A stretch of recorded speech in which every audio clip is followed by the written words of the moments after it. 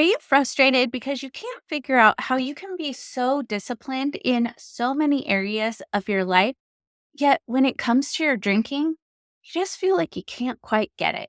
You just feel like you're failing. If this is you, I would guess that you are probably making three massive mistakes that I see all the time.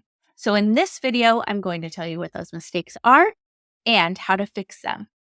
If you're new here, my name is Christie Walker, and I am the Catholic sobriety coach. I help Catholic women who are looking to reduce or eliminate alcohol from their lives for any reason. Mistake number one is not being completely honest with yourself about how much or how often you are drinking. Look, I've done this before myself. Let's take screen time, for example.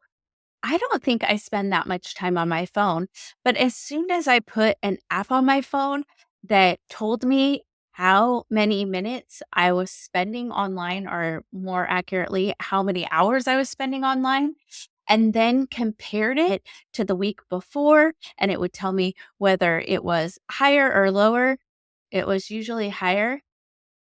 I wasn't being completely honest with myself about how much time I was actually spending on my phone.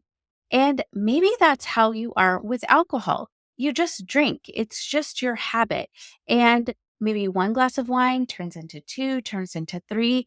Maybe it started out as one or two times a week, and now you find that it's every night. But it just creeped up on you, and you don't really have any way of gauging it. And maybe you don't even want to look at it. So, how do you fix that? The first thing you need to do is start keeping track. Start keeping track of how much you're drinking. And I know your brain is going to tell you that this is a terrible idea and you don't want to do it. But the more clarity that you can have around your drinking, the less power alcohol is going to have over you. I have some clients that have a calendar and they X off a day that they do not have alcohol. You can also keep track in like a little journal or notebook. I usually suggest listing out the day, how much you had to drink, maybe whether or not you had planned to drink that night, and maybe some thoughts around that. Something that we always talk about in my Sacred Sobriety Lab is how to get curious and be a scientist and approach gathering data about your drinking from a place of curiosity, not shame. So, all we're doing is writing down the facts and keeping track of it so you can go back later and look at it. But again, even just a calendar with an X on the days can be a great way of keeping track of your habit. Mistake number two is not being really honest with yourself about how alcohol is affecting you. I had this happen to me. I did an elimination diet where I took out a lot of different foods because my stomach wasn't feeling good. I didn't have great mental clarity. My energy was down. And I was making all these excuses for why this could be happening. And then I decided to do this elimination diet. And it became very clear to me that dairy was something that I love, but it was also something that was not making me feel great. But I didn't want to believe that at first. So I looked for all the other reasons why it couldn't have been the dairy. It couldn't have been ice cream or whatever it was. Like it had to be some other reason. But when it came down to it at the end of the day, it was ice cream. And I had to face facts. And maybe that's what is happening with you.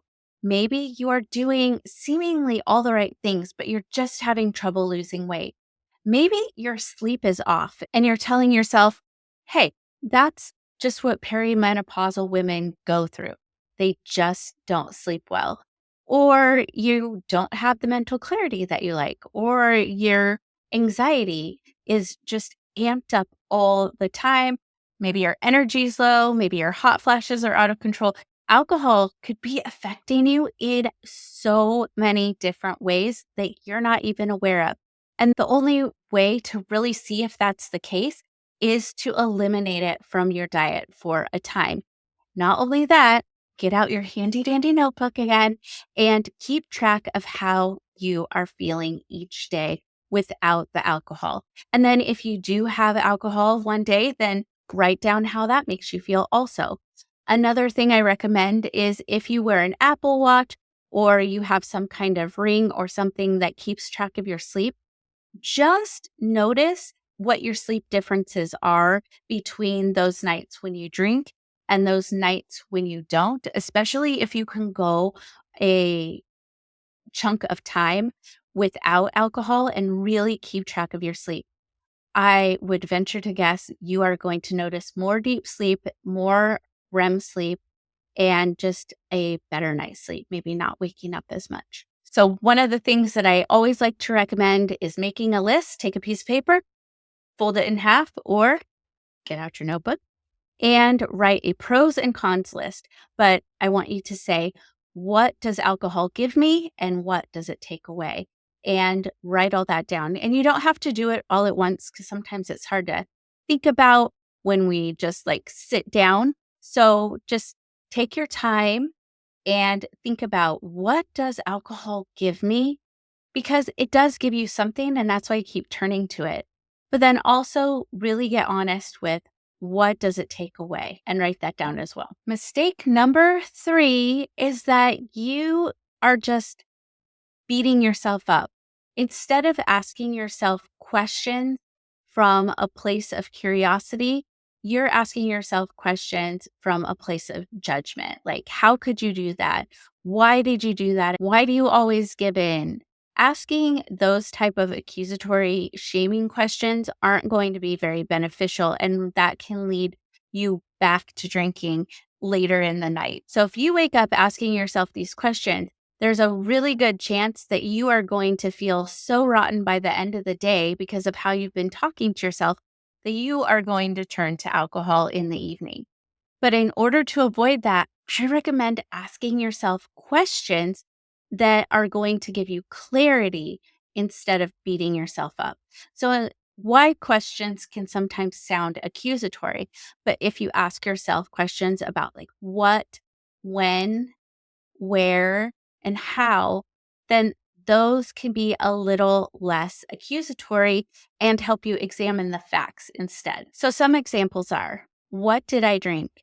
When did the urge come? Who was present? Where was I? Asking yourself these types of questions will be so beneficial. Again, write them down in your journal so that you can keep track. So there you have it, the 3 massive mistakes that you might be making and how to fix them. Now, if you want my 4-step simple planning method, check out this video next.